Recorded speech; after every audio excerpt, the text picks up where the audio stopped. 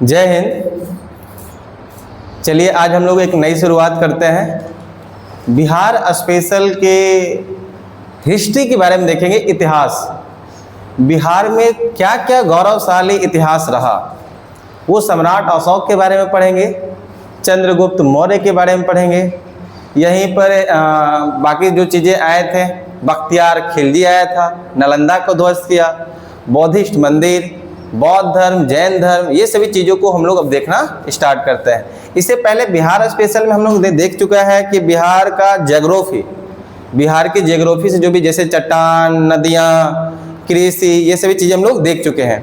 हम अब स्टार्ट कर रहे हैं बिहार के इतिहास के बारे में। सबसे पहले तो बताओ इतिहास होता क्या है? जो हम लोग अतीत को अध्ययन करते हैं उसे क्या बोलते हैं? तो ऐसा क्या है कि सब अतीत को अध्ययन करना ही इतिहास कहलाएगा? क्या आज से पहले जो अभी 2026 चल रहा है, क्या 2026 से पहले जितने भी घटनाएं हैं वो सभी को इतिहास में पढ़ते हैं? कैसे घटना को पढ़ते हैं? कुछ प्रसिद्ध घटनाएं जो देश हित में घटना, जैसे अभी हो रही है कॉकरोच जनता पार्टी, इतिहास रचा ना। हम लोग भी नहीं देखा अपने जीवन में, भले ही गांधी जी के समय हम नहीं थे तो उस हुकूमत को नहीं देख पाए जो अंग्रेजों ने किया था, लेकिन आज देख पा रहे जो हमारी सरकार कर रही है।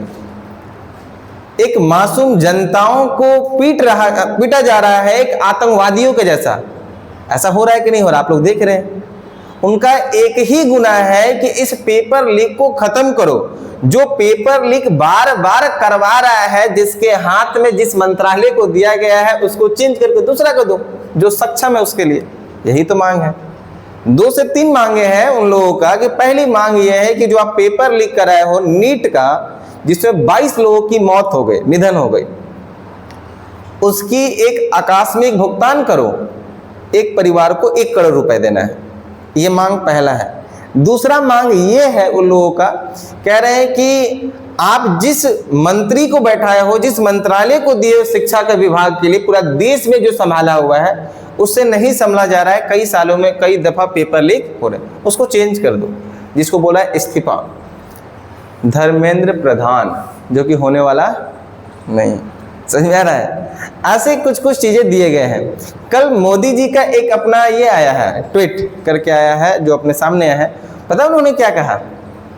उन्होंने ये कहा है कि मुझे बहुत दुख है, मतलब उतने दिन के बाद, कि मुझे दुख है कि 22 लोगों की निधन हो गई है। भाई जब उसकी निधन हुई है उसके बाद हर मंत्री को इस पे बोलना चाहिए, ये तक बोलना चाहिए, कम से कम श्रद्धांजलि के लिए बोल दो, 1 मिनट के लिए बोल दो कि मुझे दुख है इस बात को लेकर, और उसकी पढ़ाई के लिए कुछ भी करने के लिए हम आगे उसके लिए सपोर्ट करेंगे। नेता को तो बनता है ना, वो तो उनका तो कर्तव्य है, लेकिन नहीं बोला गया, आज बोला।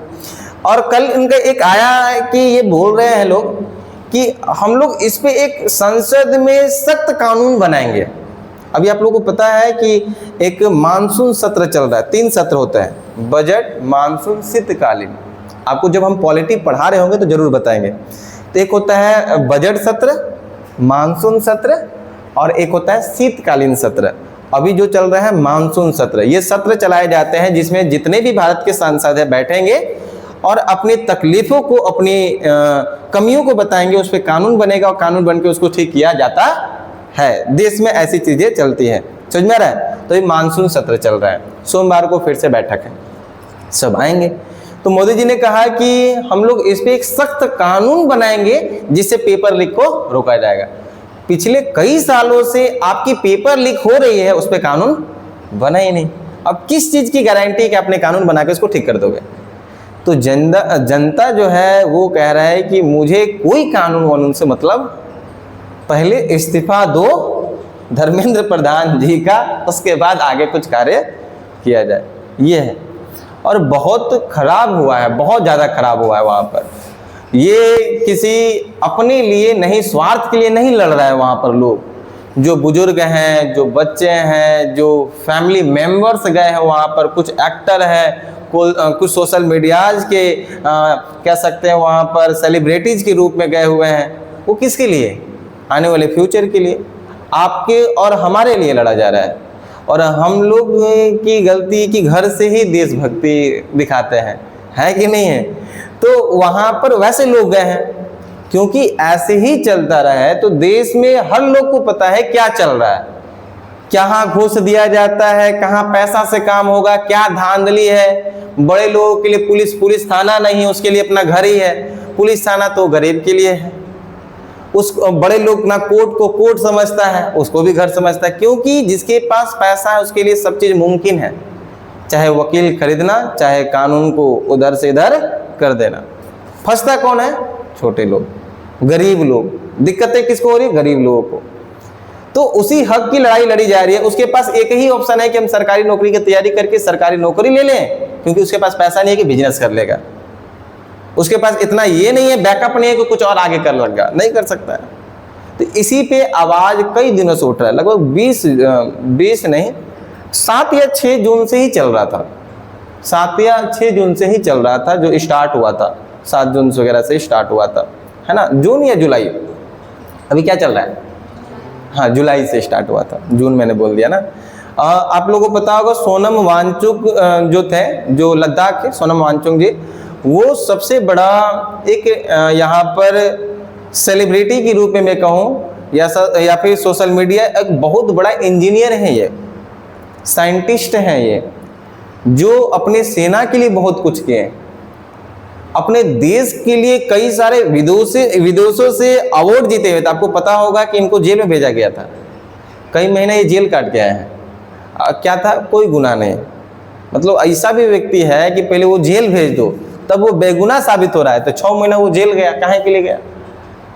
वो देश के लिए बहुत अच्छा किए हुए हैं। जो लद्दाख में आर्मियों के लिए जो उतने ठंडे जगह पर रहते हैं, उनके लिए टेम्परेचर को कम करके वहाँ के शिक्षा के लिए किए हुए, आर्मी के लिए किए, वहाँ के बच्चे शिक्षा के लिए किए, अवार्ड जीते हुए हैं। और वो जब आए इस मुद्दे में, या वो जब ये चीज़ों में आए हुए थे, तभी जाके थोड़ा आंदोलन एक बड़ा रूप लेने लगा। और उन्होंने भूख हड़ताल, अनशन पे था, क्योंकि गांधी जी का भी यही था, भूख हड़ताल पे बैठना।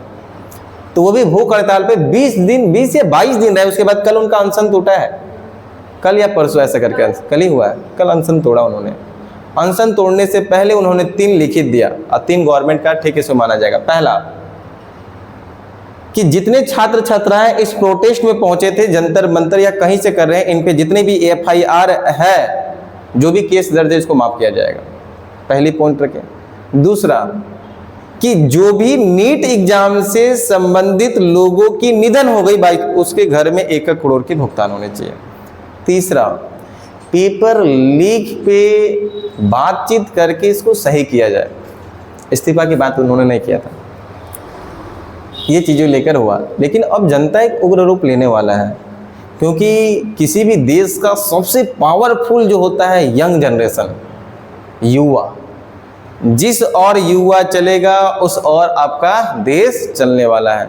जिस और युवा सपोर्ट कर दिया वही देश चलने वाला है। तो युवा सबसे पावरफुल है, बट वो एकता, और यहाँ एकता दिखाया गया। हर लोगों को खाना, हर जगह से खाना आ रहा था, देखो पानी, हर चीज़ों को व्यवस्था आप सोशल मीडिया पे देखना। लेकिन ऐसे मतलब बेरहमी तरह से मारा दिल्ली पुलिस, मत पूछो, बच्चा बूढ़ा लड़कियों तक को मारा है। मतलब बहुत खराब पीटा गया, बहुत ज़्यादा, हालातें बहुत खराब हुए थे। हम लोगों ने भी देखा फिर वो चीज़ों को लेकर, तो बहुत खराब हुई। उम्मीद है कि सरकार इस चीज़ों को सुने और जल्द से जल्द इसको सही करे, क्योंकि आप लोगों को भी पता होगा कि आप एक यंग नहीं हो, और कितने साल आप रहोगे? 20 साल, 30 साल, मुझे तो ये लगता है। उसके बाद आने वाले कौन है? युवा। देश को चलाएगा कौन? युवा। बहुत भी पैसा कमा लोगे, बहुत भी ये कर लोगे तो कितना अच्छा, अपने बाल बच्चे के लिए कर रहे होगे तो कितना कर दोगे? मतलब कि उतना करो जितना से वो सक्षम रहे। आने वाला तो देश युवा ही चलाएगा। तो इस बात को समझना चाहिए उस नेता को भी, चाहे हमारे प्रधानमंत्री हो, चाहे हमारे शिक्षा मंत्री हो, चाहे स्वास्थ्य मंत्री हो, चाहे रेल मंत्री, कोई भी है, इस चीज़ को समझना चाहिए। चलिए आइए हम लोग समझते हैं। पहले इतिहास, बड़ा लंबा इसमें चला गया, तो हम लोग देखते हैं इतिहास। इतिहास का मतलब क्या है कि जो करेंट होती है, जो आप सूचनाओं को देखते हो डेली वे में, यही घटित घटना बीत जाती है, इसी को अतीत यानी इतिहास कहा जाता है। जो ऐसे प्रसिद्ध घटित घटनाओं को ही अध्ययन करना, इसको बोलते हैं इतिहास। जैसे हम लोग देखेंगे पिछले पाषाण काल से जब लोग पत्थरों का औजार बनाते थे, बिना वस्त्र कराते थे और कोई खेती उती नहीं जानते थे। बस उनका मतलब था कि हमको क्या करना है, जानवरों को मारना है और उसको पेट भरना है। आज इंसान पेट भरने तक नहीं सोच रहा है। आज इंसान क्या कह रहा है, पेटो भरना है और हमको आगे साल का भी रखना भी है। इसीलिए इतना काम झमेला काहे हो रहा है। सुबह सुबह उठना, कॉपी किताब लेना, पढ़ाई करना, आंखों में पेनिंग, ये क्यों हो रहा है? पेट भरने के अलावा आगे के भी चीजों को व्यवस्था बनाना है। दूसरे, अच्छी घर हो, अच्छी गाय, इसी के लिए तो कर रहे। लेकिन पहले इंसान का, जब पाषाण काल का मतलब समझे हम लोग, जब पत्थरों का यूज हो रहा था, उनका एक ही उद्देश्य, हम जीवन जी रहे, इसका मतलब पेट भरना है। पेट कैसे भरना है? जानवरों को भाते, मतलब जानवरों को मार के, और मारने के लिए क्या, औजार। तो वैसे कुछ धातु की खोज नहीं हुई। धातु वगैरह सबसे पहले टीन था, टीन वगैरह, टीन, उसके बाद कांसा बना, फिर लोहा आया, जब समझोगे तो यहां पर क्या किया, लोग पत्थर का औजार बना रहा, जैसे कुल्हाड़ी, समझते हो, कुल्हाड़ी नोकीला टाइप का रहता है, खुरपी, देखो खेती करने वाला खुरपी जैसा, चक्कू टाइप का बनाया। और उन लोग मतलब ऐसे नहीं कि उसको मतलब कुकिंग करके खा रहा है, कोई कुकिंग नहीं, एकदम कच्चे खा रहा है वो लोग। तो लोग वैसे जीवन, फिर धीरे धीरे चीजें बढ़ते गया, फिर लोग ऐसे आगे बढ़ा, खेती की ओर बढ़ता गया, खेती से फिर आगे गया, आगे सभ्यता आया, फिर कोई आक्रमणकारी आए। तो आइए एक एक करके हम लोग समझने का प्रयास करते हैं। तो सबसे पहले इतिहास को देखा जाए, हिस्ट्री को। हम लोग जो हिस्ट्री को पढ़ेंगे बिहार के संबंधित में पढ़ेंगे, हम लोग पूरे भारत के संबंधित में भी पढ़ने वाले नहीं। पढ़ाएंगे जब भारत के संबंधित तो भारत पे पूरा विस्तार करेंगे। अभी किस पे देख रहे हैं, बिहार।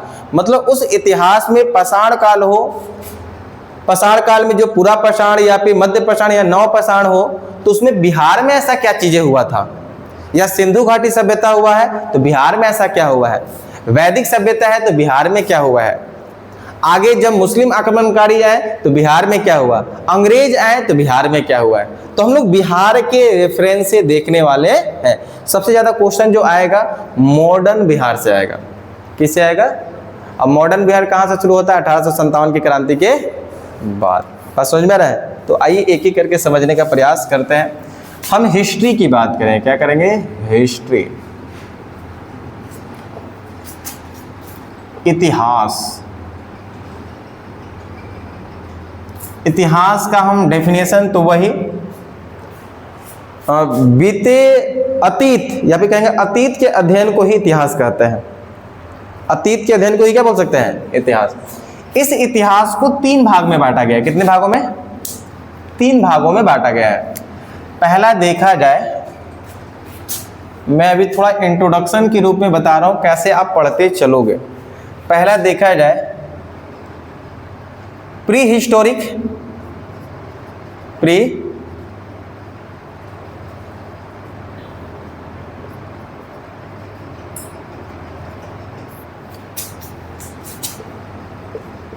प्रोटो हिस्टोरिक,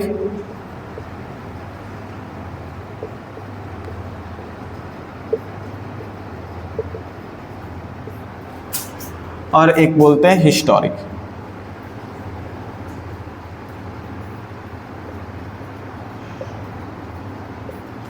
ये 3 भागों में बांटा गया है।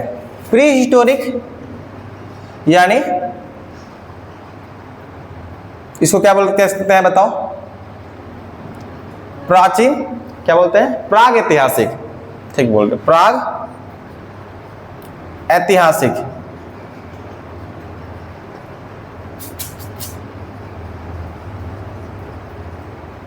काल,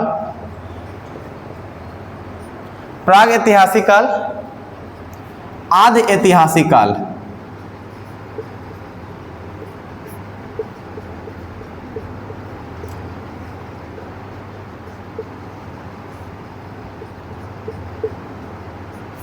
और इसको बोलते हैं ऐतिहासिक काल।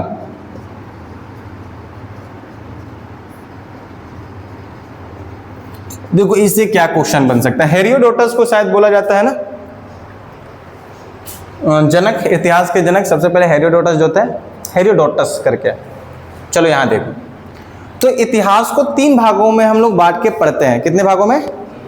एक को बोलते हैं प्राग ऐतिहासिक, एक को बोलते हैं आदि ऐतिहासिक, एक बोलते हैं ऐतिहासिक।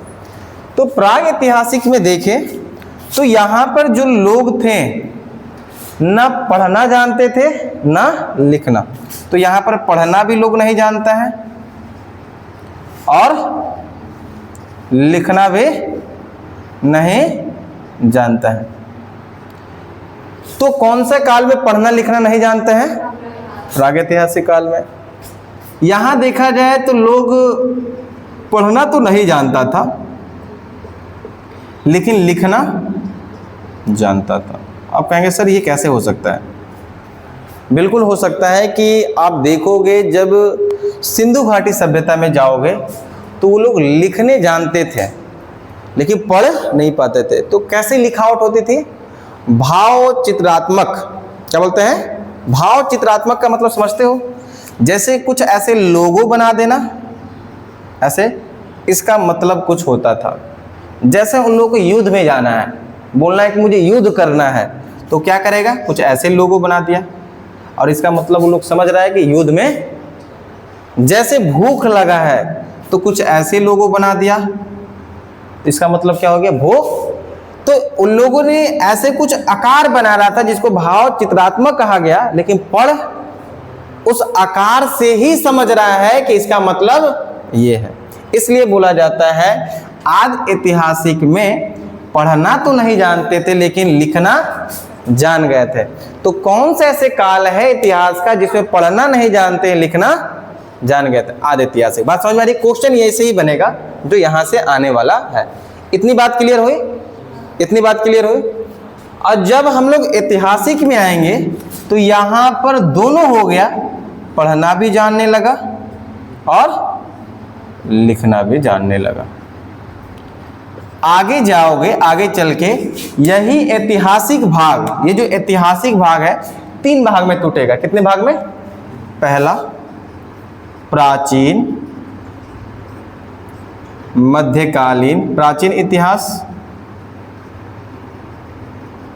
प्राचीन इतिहास, मध्यकालीन इतिहास,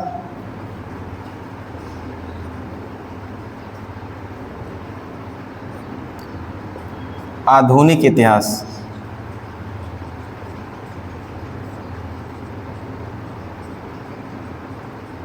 आधुनिक इतिहास।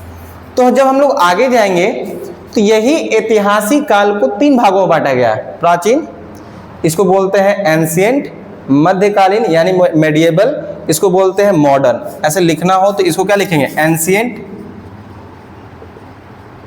एंशिएंट हिस्ट्री, इसको लिखेंगे मेडिएबल,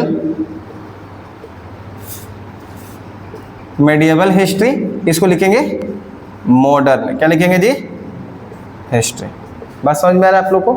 तो ये ऐसे 3 भागों में आगे जाके ये बट जाता है। एक चीज यहां ध्यान दीजिएगा, यही प्राचीन इतिहास में ही इसको भी पढ़ लिया जाता है और इसको भी पढ़ लिया जाता है।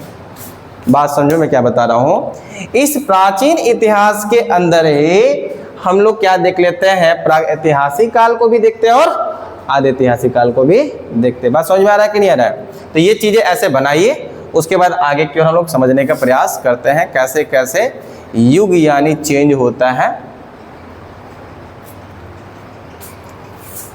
इतनी बातें समझ में आई? जब आपसे क्वेश्चन पूछा जाए कौन से काल में लिखना पढ़ना नहीं जानते थे, किसमें लिखना जानते थे पढ़ना नहीं जानते थे, किसमें लिखना पढ़ना दोनों जानते थे? बात समझ में आ रहा है आप लोगों को? ये चीजें आगे बढ़ा जाए, आगे देखा जाए, इसको इरेज करा जाए। इसी के अंदर देखोगे ना तो इसके अंदर क्या पढ़ते हो मैं बताऊं। देखो इसमें पढ़ोगे क्या? इसमें पाषाण काल पढ़ते हो। क्या पढ़ोगे? पाषाण, स्टोन एज, स्टोन एज पढ़ोगे जिसको बोलते हैं पाषाण काल। जब मानव पत्थरों का औजार बना के अपना जीवन जीता था उस समय के काल को ही पाषाण काल कहते हैं। लगभग 25 लाख ईसा पूर्व से लेकर 3000 25 लाख। तो इसमें पाषाण काल के बारे में पढ़ोगे। पाषाण काल भी आगे 3 भागों में, पूरा पाषाण काल, मध्य पाषाण काल और नव पाषाण काल। अभी देखेंगे, बस ऐसे ध्यान में रखना है। इसमें क्या पढ़ते हो, जब मानव पत्थरों का औजार बना के अपना पेट भरने के लिए जानवरों को मारने के भली भांति करता था।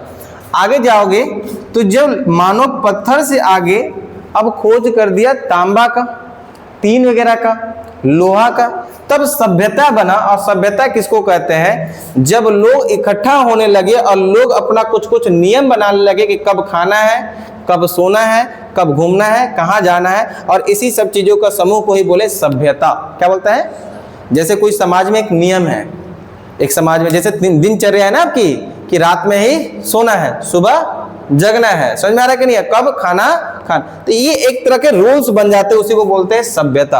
और वही सभ्यता में आओगे तो सबसे पहले आपको मिलता है सिंधु घाटी सभ्यता। अगला जाओगे तो इसी के बाद आपको देखने को मिलता है वैदिक सभ्यता। इसी वैदिक सभ्यता में जितने भी पुराण लिखे गए, जितने भी वेद लिखे गए, आपको पता होगा, जैसे ऋग वेद हो गया और साम वेद, ये सब चीजें वेद लिखा गया है। तो वैदिक सभ्यता, वैदिक सभ्यता।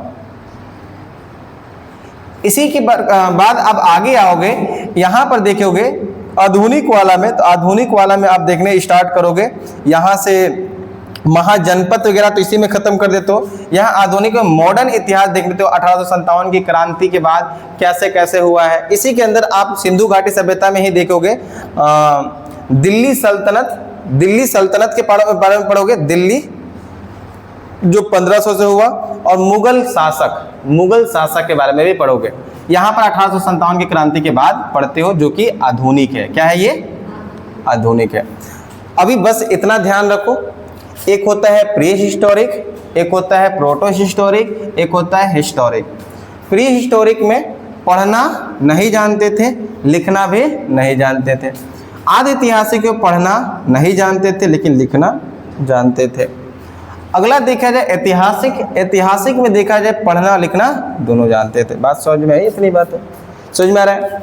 और इसी के अंदर 3 भाग, प्राचीन, मध्यकालीन और आधुनिक। प्राचीन, मध्यकालीन और आधुनिक, इसको इरेज किया जाए।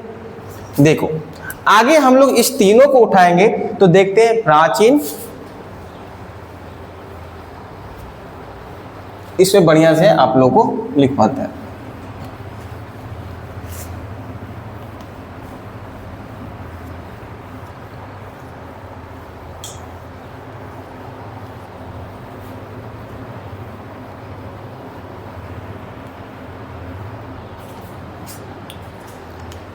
जैसे हिस्ट्री,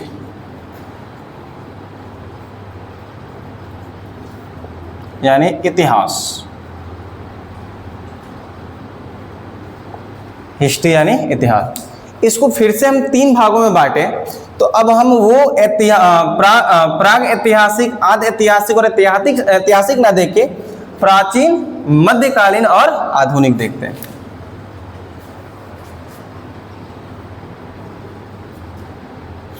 देखिए यहां पर क्या बोलेंगे, प्राचीन इतिहास, साथ साथ में लिखते चलना है, मध्यकालीन इतिहास,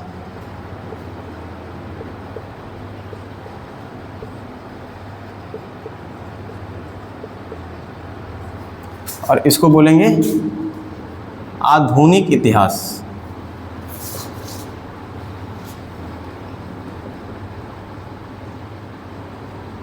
इंग्लिश में बोला जाए एंशिएंट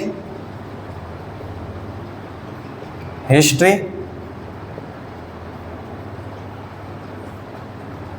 हिस्ट्री तो समझ में आया किसको बोलते हैं ना, मेडिएवल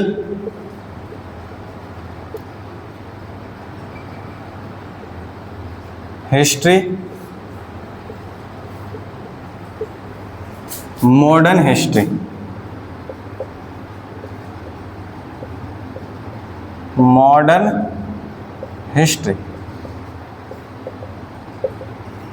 देखो अब इसमें हम देखें कि क्या इसमें आपको पढ़ना है, तो इसके अंदर आपको पाषाण काल, जिसको बोलते हैं स्टोन एज, स्टोन एज। इसी के अंदर 3 चीजें, कितने चीजें? 3। एक बोलते हैं पूरा पाषाण काल, पूरा पाषाण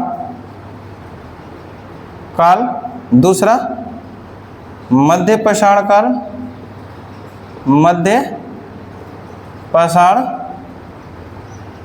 काल,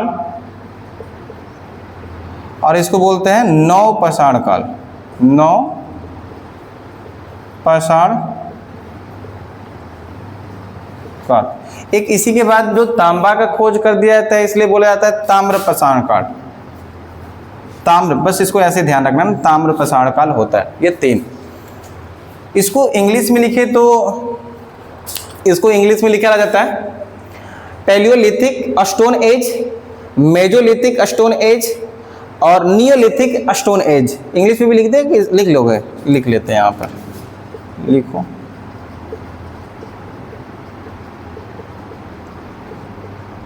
stone age, Mesolithic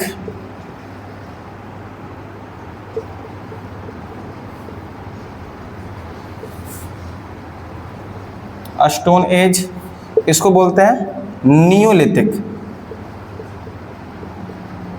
Neolithic stone age. अगला देखा जाए, इसी प्राचीन के अंदर आप पढ़ने वाले जो है, इसको जब पार करोगे तो जब इसके बाद लोग होंगे तो लोग इकट्ठा होंगे। अभी मैं समझाऊंगा एक एक करके। तो अगला जाओगे तो इंडस वैली सिविलाइजेशन, जिसको सिंधु घाटी सभ्यता बोलते हैं, सिंधु घाटी सभ्यता, Indus valley, Indus valley civilisation.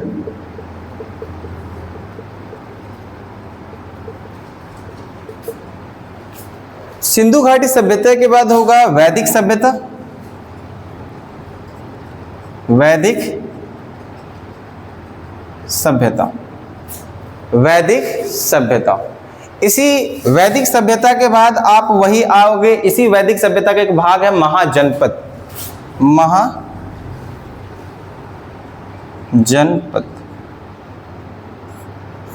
तो प्राचीन में इसको देखने वाले हो, प्राचीन में किसको देखने वाले हो? इसको। मैं थोड़ा सा काल आपको बताऊं कि टाइम पीरियड की बात बताऊं कि कब से कब तक है। तो देखो, जो पाषाण काल है, ये पाषाण काल जो है ये 25 लाख बीसी यानी ईसा पूर्व होता है, बिफोर क्राइस्ट, से लेकर 3000 बीसी। बीसी का मतलब पहले जानते हो कि नहीं? पहले बताओ। ईसा पूर्व का मतलब जानते हैं आप या नहीं? Before Christ, BC.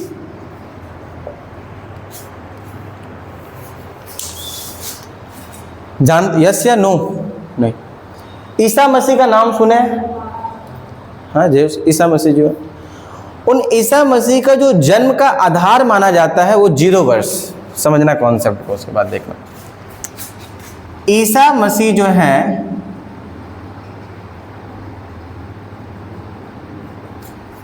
इन ईसा मसीह का जन्म का जो आधार माना जाता है 0 वर्ष माना जाता है, 0 वर्ष। जो ईसा मसीह जी का जो जन्म हुआ होगा, कभी ना कभी हुआ होगा, कोई ना कोई डेट में हुआ होगा कि नहीं होगा। तो मान के चलते हैं लोग कि इस ईसा मसीह जी जो है उनका जो जन्म हुआ है 0 वर्ष में। हाँ, 0 वर्ष मान के चलते हैं। यही 0 वर्ष से पहले जितना होगा इसको बोलते हैं बीसी, ईसा पूर्व।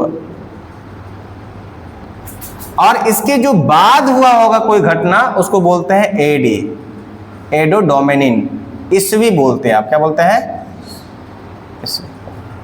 समझिए, ईसा मसीह के जन्म से पहले जितनी भी घटनाएं घटी है इतिहास में, उसको हम किस में दिखाते हैं? यानी ईसा पूर्व। ईसा मसीह के जन्म के बाद जो भी घटनाएं घटी है उसको किस में दिखाते हैं? एडी लिखा रहता है, ईस्वी। क्या बोलते हैं उसको? ईस्वी। तो ईसा पूर्व समझ में आया? ईस्वी। तो हम लोग ये ईसा पूर्व जो लिख रहे हैं इसका मतलब ईसा मसीह के जन्म से पहले का, और जब हम एडी लिख रहे हैं इसका मतलब जन्म के बाद। बात समझ रहे हैं आप लोग को? तो ये चीजें आपको ध्यान में रखना है। एक को बोलते हैं बीसी, एक को बोलते हैं एडी, ईस्वी बोलते हैं। आगे चलते हैं। तो ये जो पाषाण काल है कब की बात है? 25 लाख ईसा पूर्व, मतलब आज से लगभग 2026 चल रहा है, 25 लाख 2026 वर्ष पहले की बात है। अब लोग कहेंगे सर उतना समय बाद कौन जीवित था, कैसे पता चल जाए? मन में संकोच उठती है, मन में सवाल उठते हैं कि नहीं? सर उतना समय पहले कैसे पता चल गया कि ऐसा ऐसा लोग थे, इस तरह से था? एक नाम सुने हो, कार्बन डेटिंग सुने हो? कार्बन जो डेटिंग होता है,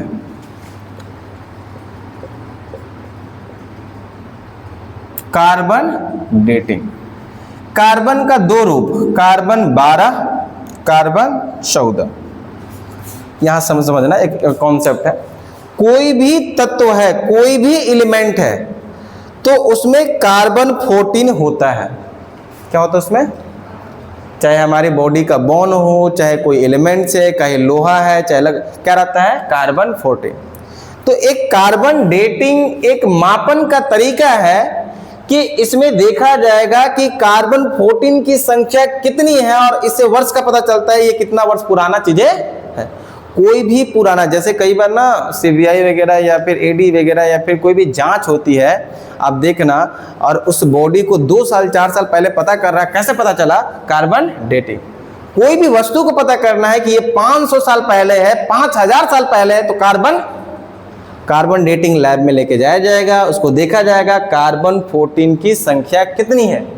ये कार्बन 14 की संख्या जब वस्तु बना था उसमें उतना ही संख्या होगा, और जो 50 साल भी हो जाए या 50,000 साल भी हो जाए तो संख्या उसमें उतना ही रहेगा। तो सबसे पहला चेक क्या किया जाएगा कार्बन डेटिंग में कि कार्बन 14 की संख्या उस वस्तु में कितना है, और वो पहले का वस्तु कितना था। इसी से काउंटिंग करके निकाल लिया जाता है कितना वर्ष पहले का चीजें है। तो कार्बन डेटिंग एक प्रक्रिया है जो पुराने वर्ष का, मतलब कितने भी पुराना चीज है उसको पता कर सकते हैं। और कार्बन डेटिंग में कौन सा? कार्बन 14, क्योंकि कार्बन 12 की संख्या ये समय के साथ घटते जाता है। तो एक समय आएगा पूरा घट जाएगा, तो पता कैसे करोगे? लेकिन कार्बन डेटिंग में C14 जो है ये संख्या बना रहता है, और इसी से आधार पे हम पता कर सकते हैं कि ये कितना साल पुराना है। बात समझ में आया? तो इस तरह से हम लोग पता किए हैं, साइंटिस्ट पता किया है ये कब का बात है। 25 लाख ईसा पूर्व से लेके 3000 ईसा पूर्व। अब 25 लाख से 3000 की बात करें तो ये वाला जो हो जाएगा ये 25 लाख BC से लेके 1 लाख, कितना? 1 लाख BC तक। बात समझते रहना, ये टाइम पीरियड ये लगभग है, एकदम एग्जैक्ट नहीं हो सकता है। हो सकता है 25 लाख से 24 लाख और 1.5 लाख जा सकता है। बात समझ में आ रहा है कि नहीं आ रहा है? एवरेज है 25 लाख ईसा पूर्व से 1 लाख BC किसको बोलते हैं? पूरा पाषाण काल। अब देखिए यहाँ पर 1 लाख, इसको इरेज किया जाए। आज सिर्फ मैं इंट्रोडक्शंस बता रहा हूं, कल इसी प्रकार पढ़ना है। देखो इसको क्या होगा, 1 लाख BC से लेकर 10,000, कहीं पर 12,000 भी लिखा रहता है, 10,000 या क्या लिखा रहेगा 12,000, तो 10,000 BC। तो ऑन एन एवरेज है बाबू, औसतन में है। बात समझ में रहा है? देखिए यहाँ पर मध्य पाषाण, अभी मैं बताऊंगा कैसे कैसे लोग आगे बढ़े। मध्य पाषाण काल 1 लाख BC से लेके 10,000 BC तक जो बात हो रही है मध्य पाषाण काल की बात हो रही है। आगे बढ़ोगे तो 10,000 BC से लेके 3,000 BC तक आओगे तो क्या मिलेगा? नवपाषाण काल। क्या मिलेगा? अब इसी प्रकार आगे जाओगे तो एक ताम्रपाषाण काल था जो 500 साल तक चला। मतलब इस युग से लेके आगे युग में बढ़ने वाले में 500 साल उन लोग को समय लगा था। तो ताम्रपाषाण काल जो ऐसे ध्यान दे देना, 3000 BC से लेके लगभग 2500 BC तक चला। कौन सा काल? ताम्रपाषाण। कौन सा? ताम्रपाषाण। देखिए यहाँ पर अगला मैंने लिखा यहाँ पर सिंधु घाटी सभ्यता। तो सिंधु घाटी सभ्यता का काल आप देखते हो 2500 ईसा पूर्व, कब से 2500 बीसी से लेकर 1750 बीसी, 2500 बीसी से लेकर 1750 बीसी। आगे वैदिक सभ्यता के बारे में देखोगे, वैदिक सभ्यता जो है ये 1600 से लेकर 1500 से लेकर 1500 बीसी से लेकर लगभग कहा जाए 600 बीसी तक, 1500 बीसी से लेकर 600 बीसी तक। महाजनपद की बात की जाए, महाजनपद की बात की जाए तो जो महाजनपद होगा वो 600 बीसी से लेकर, यहां नीचे दिखाई दे रहा है कि नहीं, देखो मैं यहां लिख ले रहा हूं,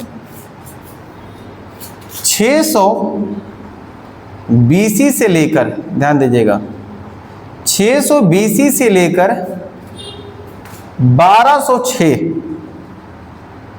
ईस्वी कहिएगा, क्या कहिएगा इसको, एडी आ गया। देखो एडी का मतलब समझ रहे हो ना, ईसा मसीह के जन्म के बाद ये चीजें चलेगी। और 1206 के बाद अब आ जाएगा कौन, दिल्ली सल्तनत, फिर उसके बाद मुगल शासक, फिर अंग्रेज। तो आपको प्राचीन इतिहास के अंदर इतनी चीजें पढ़नी है, ये सभी एक एक करके पढ़ोगे। लेकिन मैं फिर दोबारा दोहरा रहा हूं कि हम लोग जो पढ़ेंगे भारत के रेफरेंस से नहीं पढ़ रहे होंगे, बिहार के रेफरेंस, इसलिए बिहार में इतिहास थोड़ा सा समिट जाएगा, जितना होगा उतना ही पढ़ोगे, क्योंकि जब भारत का पढ़ा रहा हूं तो पूरा भारत का पढ़ोगे। बस समझ में आया कि नहीं आया? आगे एक एक करके मैं समझाता हूं। देखो पहले व्यक्ति होते क्या थे, 25 लाख ईसा पूर्व के समय जो भी है उसे पाषाण काल, पाषाण काल का मतलब क्या है कि लोग अपने जीवन पत्थरों का औजार बना के अपने जानवरों को मार के पेट भरने का भली भांति जीते थे, जिसको खाना बदोश कहा जाता है। क्या बोलते हैं उसको, खाना बदोश। खाना बदोश का मतलब यह है कि अपना पेट भरना, किसको, जानवरों को मार के। पहला उद्देश्य यही था। पाषाण काल में यही कहा जाता है कि पहले के मानव क्या कर रहे हैं, ना कोई कपड़ा ना कोई वस्त्र, देखे हो जंगली फिल्म वगैरह देखे होगे, देखे हो कि नहीं देखे हो, तो वैसा कोई चीज नहीं, खाली क्या करेगा, अपना औजार बनाएगा और उस औजार से जानवरों का मारेगा और उससे अपना पेट भरेगा, वही उसका जीवन चक्र चलेगा। वैसे ही जीवन चक्र उसका चलना शुरू होता है। तो ये हो जाता है किसमें, पाषाण काल। तो पूरा पाषाण काल में किसका क्या बनाया जाता है, पत्थरों का औजार बनाया जाता है, जैसे कुल्हाड़ी हो गया, खुरपी हो गया, उसको थोड़ा सा क्लोज कर लीजिएगा। तो ये सभी चीजें बनाया जाता है। अगला मध्य पाषाण काल जो है, मध्य पाषाण काल में क्या होता था, उस समय भी पत्थरों का बनाया जा रहा है, लेकिन जब समय बीतते जाएगा तो औजार में चेंजेस होते जाएगा। जैसे समय बीतते जा रहा है तो आपकी वस्त्र में मॉडर्न तरीका आते जा रहा है कि नहीं।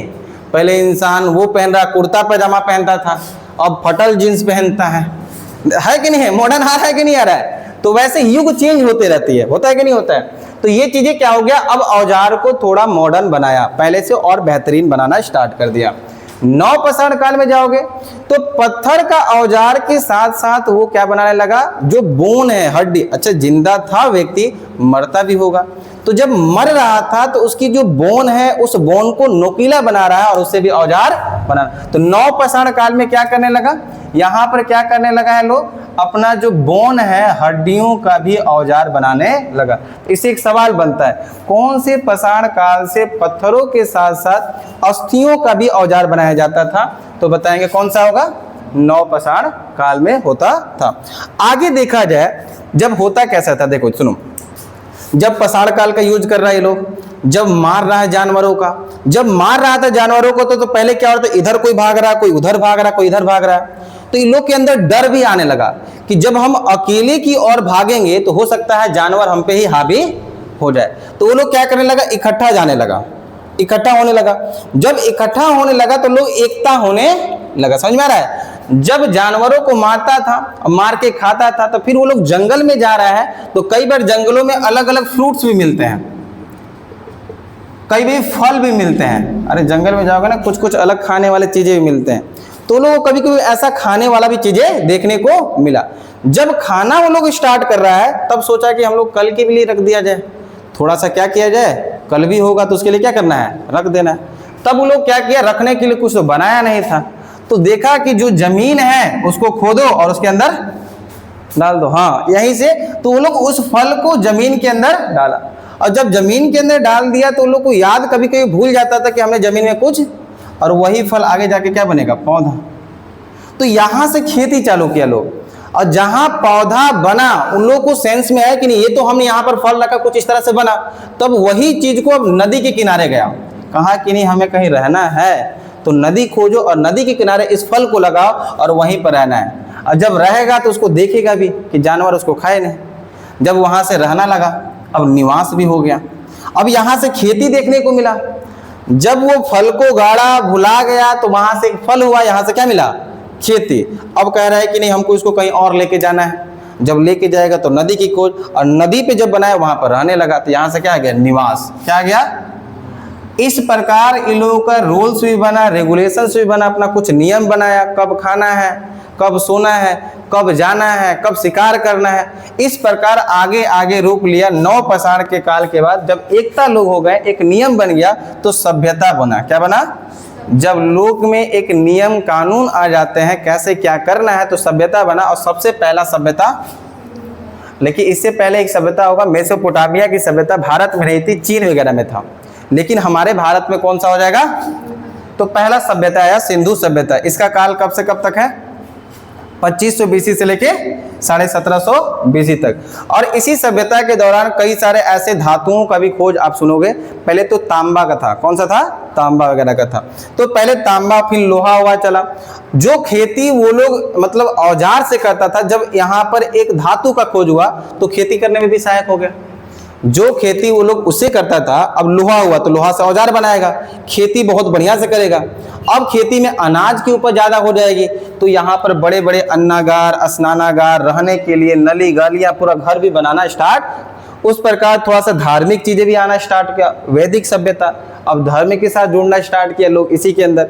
अब जब धर्म से जुड़ा तो उसके अंदर और भी कुछ कुछ इतिहास कारक है महाजनपद के अंदर। अब महाजनपद होगा तब कुछ कुछ बाहर से भी, क्योंकि ये भारत में देख रहे हो तो विश्व में अलग अलग देश के अंदर ऐसा चीजें तो चल ही रहा होगा, क्योंकि जब पृथ्वी बना तो उस समय जब आग देखा गया, धीरे धीरे कुछ सूक्ष्म जीव बने, वैसा इंसान धीरे धीरे बना, तब जाके ये चीजें देखने को मिला। तो बाहर भी ऐसा हो रहा था। और जब बाहर ऐसा हो रहा है तो जब देखेगा कि कहाँ कहाँ पर लोग बेहतर जीवन जी रहे हैं, अंदर हवस होता है कि हमको भी बेहतर जीना है, उसको मारो, उससे छीनो, उसको मार के भगाओ, वहाँ पर लड़ाई करो, तब आक्रमणकारी आना स्टार्ट करेंगे। जब आक्रमणकारी स्टार्ट करेंगे, अब आएंगे सबसे पहले अरब से आक्रमणकारी, मुस्लिम आक्रमणकारी आएंगे, मोहम्मद बिन कासिम 712 ईस्वी। कब आएगा, 700 AD की बात है ये। सबसे पहला आक्रमणकारी आ रहा है 712 ईस्वी में। जब ये आता है इसके बाद और भी लोग आएंगे, फिर और भी आएंगे। जब आने के बाद जब गढ़ बनाएंगे, अपनी दिनचर्या बनाएंगे, अपनी रहन सहन बनाएंगे, तो एक युग चेंज हो जाएगा। प्राचीन के बाद भाग जाएगा किस में, मध्यकालीन। और यही मध्यकालीन में मेन आप लोग देखते हो दिल्ली सल्तनत और मुगल काल, दो बड़े सल्तनत देखते हो। 1206 से लेकर लगभग आपको 1706 तक देखने को मिलता है। 1706, 1206 में आपका दिल्ली सल्तनत चालू हुआ, 1526 में खत्म हुआ, और 1526 से चालू हो गया था आपका मुगल काल, और 1706 में समाप्त हो गया। अब आगे देखोगे तो उत्तर मुगल काल, उसके बाद अंग्रेज एंट्री करेगा। जब भारत में अंग्रेज एंट्री करेगा, धीरे धीरे कभी भी कोई भी युग चेंज हो रहा है, इसका मतलब कोई दूसरी कल्चर आ रही है। जैसे आक्रमणकारी आए, वो आक्रमणकारी अपनी जैसी कल्चर लाएं, अपनी चीजें देखने को लाएं, और जब कल्चर चेंज होगा तो युग भी चेंज हुआ, और उसी को क्या बोलते हैं, मध्यकाल। ऐसे नाम नहीं रखा गया। मध्य क्या थी, क्या था, 1706 नहीं था, मे भी वही होगा 1700। जब औरंगजेब कब मरा था, औरंगजेब मे भी हैं, देख लीजिएगा उसको, तो मैं भी ऐसे कुछ करके था। तो कोई भी युग चेंज हो रहा है, जैसे प्राचीन, तो प्राचीन में तो पत्थरों का चल रहा है। मध्यकालीन तभी आया, या मध्यकालीन तभी नाम दिया जाए जब मुस्लिम आक्रमणकारी आए, अपनी कल्चर को लाएं, अपनी व्यवस्थाएं को लाएं, अपने नियम को लाएं, तो नियम चेंज हो गया।